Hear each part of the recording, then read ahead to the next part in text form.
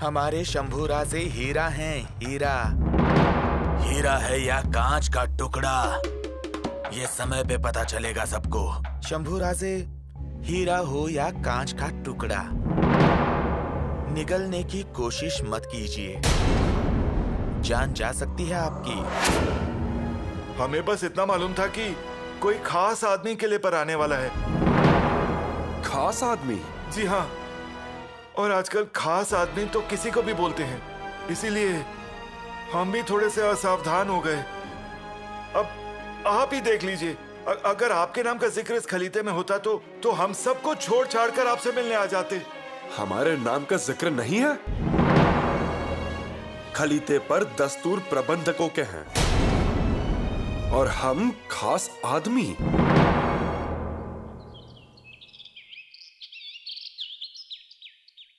बहुरानी, ये क्या बोल रही हैं आप? धरा बुआ, अगर हम कुछ बोल रहे हैं तो सोच समझ कर ही बोल रहे हैं। आप हमारे निकलने की तैयारी कीजिए।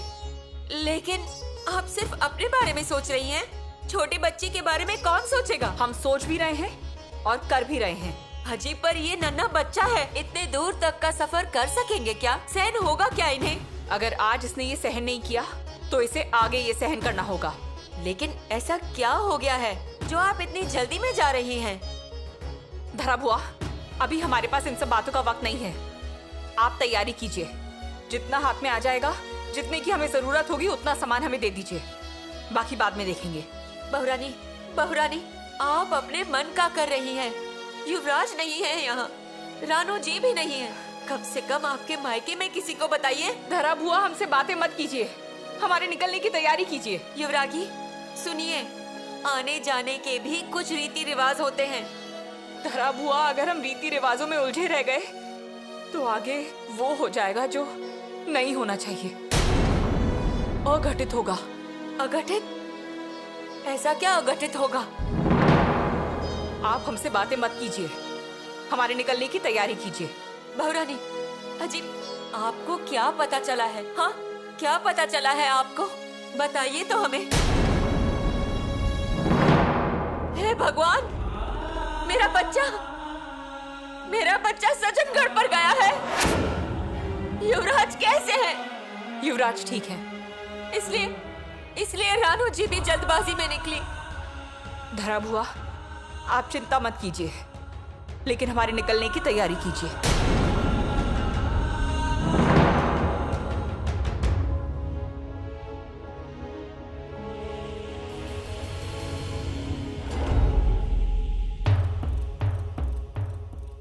आप क्यों आई है रानू दीदी? हमें आना पड़ा। अगर आप हमारे पीछे ऐसे घूमते रहेंगी तो ससुराल के लोग क्या कहेंगे? शंभू भाई, हमारा ससुराल और मायका एक ही है, स्वराज्य। आप ऐसा मत कहिए, आपके ससुराल के लोग हमें बोलेंगे। अरे, हमारे ससुराल वाले हमसे एक कदम आगे हैं। वे हमारे स्वराज्य के लिए, हमारे पिताश्री के लिए अपने जान तक न्यौछावर कर सकते हैं। उनकी चिंता आप ना करें। ठीक है, पर हमारे पीछे क्यों आ रही हैं? हम आए हैं क्योंकि हम आपको रायगढ़ पहुंचा के उसके बाद हम ससुराल जाएंगे। रानू दीदी, ये ठीक नहीं है, बेवजह परेशानी बढ़ जाएगी। हम परेशानी बढ़ाने वाले नहीं, परेशानी कम करने वाले हैं। हमें आपके स्वभाव की कल्पना है, फिर भी आपको आना नहीं चाहिए था। शंभू भाई, हमारी माताश्री होती तो क्या वो नहीं आती आपके पीछे? रानू दीदी, आप यहाँ पहुँच गए और फिर हमें पता चला कि समर्थी नहीं है। हमारा मन नहीं लगा। आपका गुस्से से चिढ़ा हुआ चेहरा हमारे आंखों के सामने आने लगा। रानू दीदी, हम गुस्सा नहीं करे तो क्या करें? हम यहाँ आने वाले थे तो सिर्फ इतना ही बताया गया कि कोई खास मेहमान आने वाले हैं, बस। खलीते में हमारे नाम का जिक्र भी नहीं था। यहाँ आए तो समर्थ नहीं, क्या हो क्या रहा है ये? अब हम यहाँ नहीं रुकेंगे। आपको क्या लगता है, ये सब होकर भी हम यहाँ रुके? हम जा रहे हैं। शंभू भाई, संयम रखिए आप। संयम हम आते समय कोकण में छोड़कर आए थे, अब संयम नहीं है, हरगिज नहीं। संयम पाल पाल के अब उसका भी मजाक बन गया है। शंभू भाई, बस कुछ ही देर की बात है और तब तक रायगढ़ से संदेश भी आ जाएगा।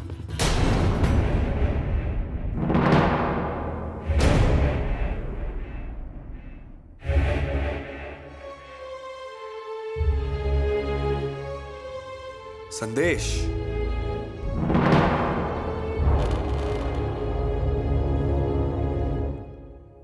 भवानी जी, आप रायगढ़ जा रही हो। कोई संदेश नहीं, कोई पत्र नहीं, ऐसे अचानक जा रही हो। पहली बार जा रही हो। धरा बुआ, भवानी को हमें दीजिए। लीजिए।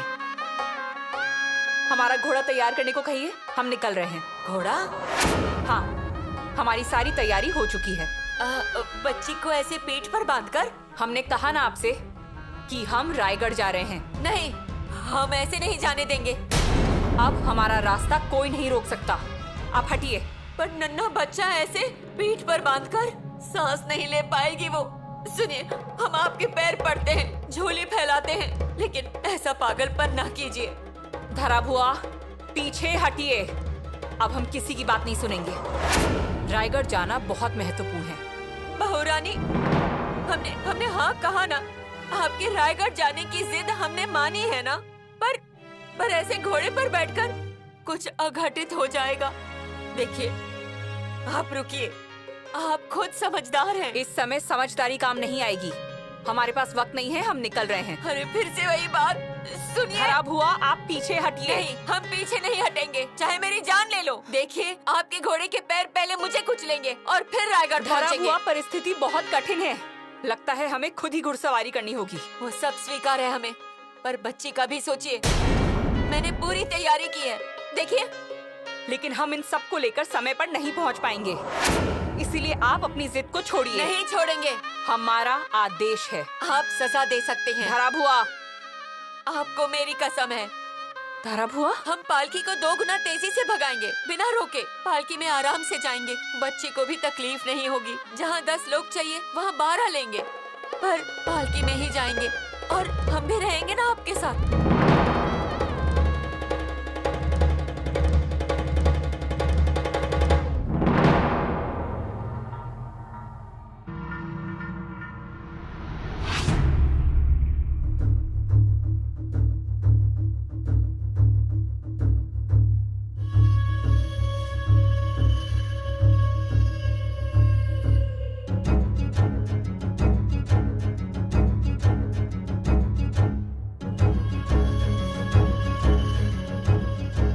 हम पूछना चाहते हैं, वहां गद्दी किसने बिछाई है? क्या हुआ हुजूर? क्या हुआ? अरे किस किस्म के लोग रखे हैं हमने, एक काम ढंग से नहीं कर सकते। इस तरह गलीचा बिछाया जाता है। वहां गलीचा किसने बिछाया है? जाओ, ढंग से काम करो। कौन गया था वहां? जी हुजूर, मैंने ही बिछाया। पागल, तुम्हें काम करने का तरीका नहीं आता? लेकिन हुजूर, कौन शाही मेहमान आने वाला है? आएगा तो वही ना, काफिर शंभू राजे। क्या कहा?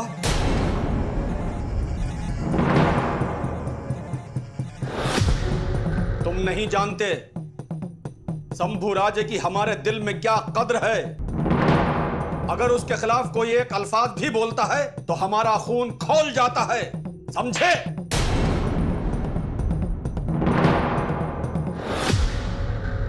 हुजूर, माफ कीजिएगा, गुस्ताखी होगी उसे। एक बात कान खोल कर सुन लो सबके सब। शंभू राजे के बारे में अगर कोई कुछ भी बोलेगा तो सोच समझ कर बोलेगा। अरे खानदानी खून दौड़ता है उनकी रगों में। रहम हुजूर, रहम, मुझे मत मारिए।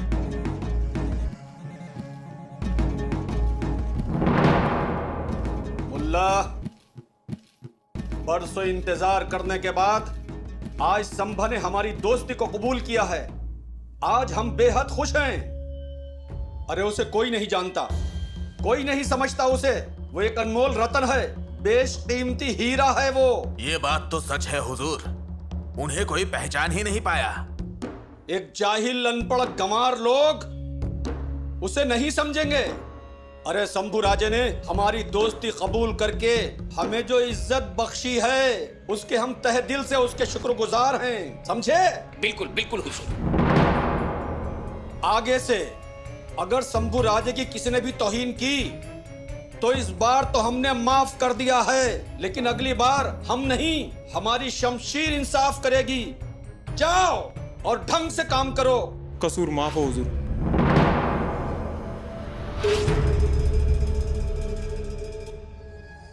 हुजूर,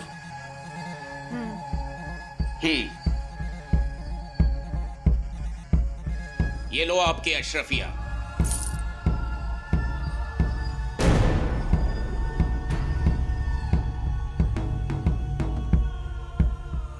हुजूर, लकड़ियां लाए हैं भाले के लिए। मेरे पहचान की है ये लड़की, गरीब है बेचारी। क्या हुआ हुजूर? पांड्रे सरदार, ये औरत दुश्मनों की जासूस थी। क्या? इसलिए हमने इसको दिखाने के लिए शंभू राजे का प्यार का दिखावा किया, समझे? हे भगवान। मुल्ला, जी हुजूर। पीछा करो उस लड़की का और देखो छावनी से बाहर जाती है, कहीं और नहीं जाना पाए। जी हुजूर।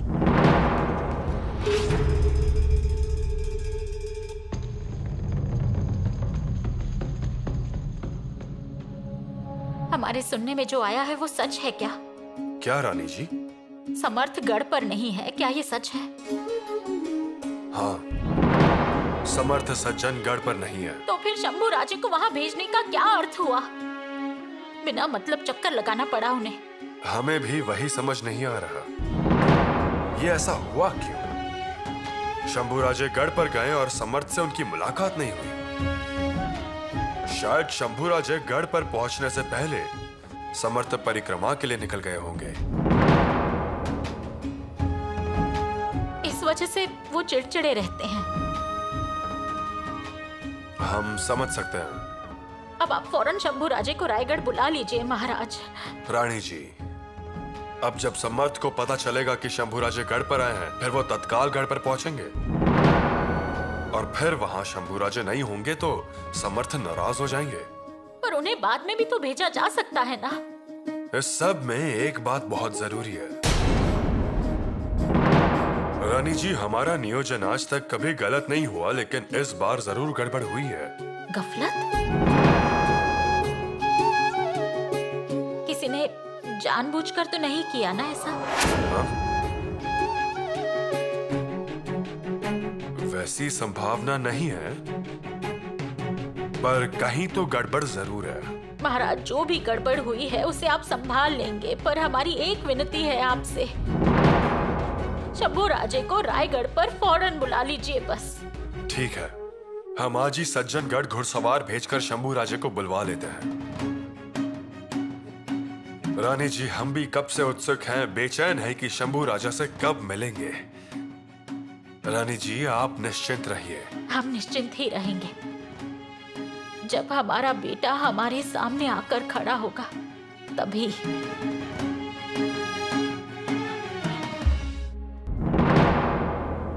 लाड़ी, काम जल्दी होना चाहिए। जी। हमारी चाल का किसी को अंदाजा नहीं लगना चाहिए। आंतो जी, रायप्पा को सावधान रहने का संदेशा दो। हम किसी भी समय कोई भी निर्णय ले सकते हैं। जी युवराज। और दिलेर खान की छावनी का वातावरण कैसा है? वातावरण ठीक है फिलहाल। मतलब आगे बिगड़ने वाला है? आगे की चाल पता करने के लिए अपने गुप्तचर छावनी में रुके हैं और उनमें से कुछ गुप्तचर मराठा सरदार में मिले हुए हैं। शाबाश। कितने हैं मराठा सरदार? अपने ही लोगों से भरे हुए हैं। फिर भी 100 में से 30 सैनिक अपने लोग हैं। उनका उपयोग होगा आगे। दिलेर खान के मन का कुछ पता चला? दिलेर खान को आपसे दोस्ती करने की बहुत जल्दी है। उसका कुछ छुपा प्रयोजन, मकसद? नहीं युवराज, उल्टा कोई आपके खिलाफ बोलता है तो उसे बर्दाश्त नहीं होता। उसके सेवक को उसने मारा और सबको समझाया। कुछ धोखाधड़ी होने की शक्यता है? नहीं युवराज, पर शत्रु है। हम उसके मन की बात कैसे बता सकते हैं? मतलब हमें सावधान रहना होगा। जी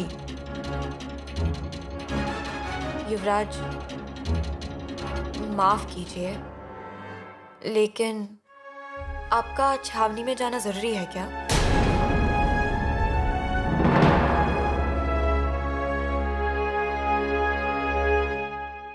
आने वाले 2 दिन में तय करेंगे।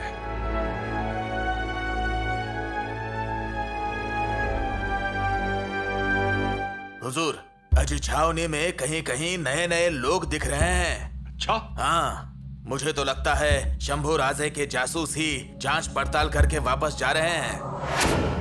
हमें सावधानी बरतनी चाहिए हुजूर। बस यही तो सबूत है पांडे सरदार शंभू राजे का अपनी तरफ आने का। मैं कुछ समझा नहीं हुजूर। पांडे सरदार, जब बारिश होने वाली होती है तो आसमान में बादल छा जाते हैं, मौसम ठंडा हो जाता है, हवाएं ठंडी ठंडी चलने लगती हैं। क्या समझे? बादल, बिजली, हवा नहीं, मतलब मैं कुछ समझा नहीं हुजूर। बस इसी तरह शंभू राजे वहां पर नाराज हैं, तो यहाँ की जांच पड़ताल कर रहे हैं। वो हमसे मिलना चाहते हैं, हमसे दोस्ती का हाथ मिलाना चाहते हैं। इतनी सी तो बात है। ये बात है। वाह हुजूर वाह। हम तुम पर बहुत खुश हैं, बहुत खुश हैं पांडे सरदार। ये लो हमारी तरफ से। शुक्रिया हुजूर। काफिर हो पांडे सरदार, लेकिन लगते नहीं।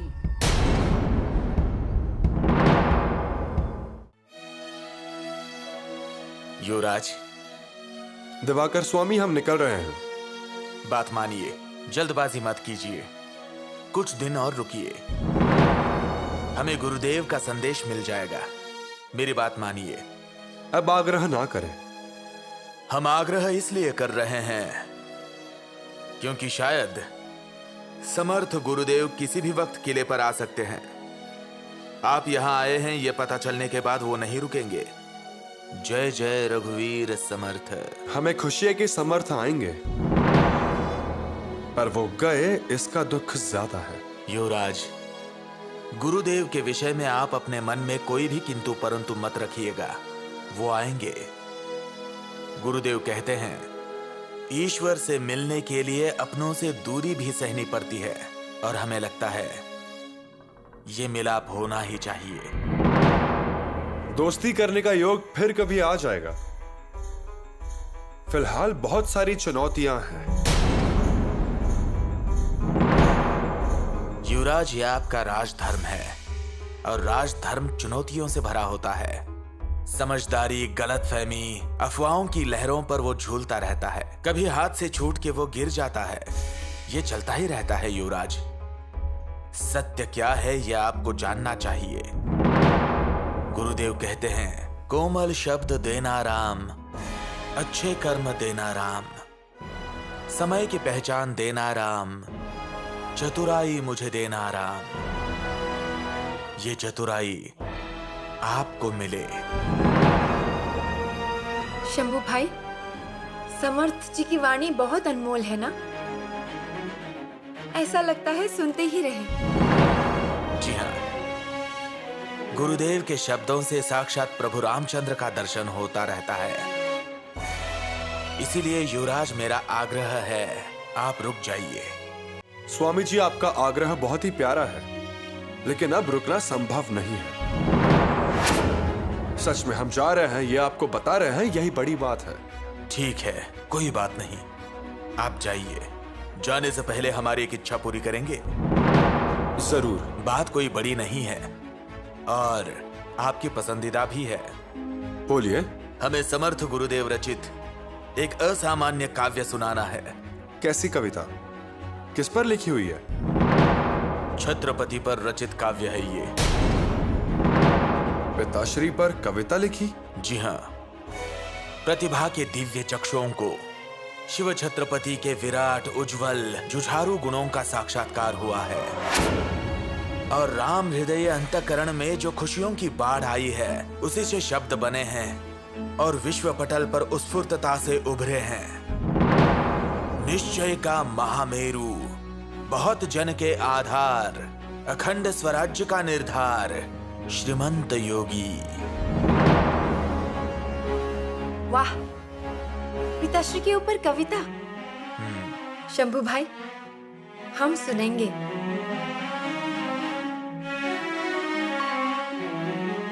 ठीक है। खुशी हुई युवराज।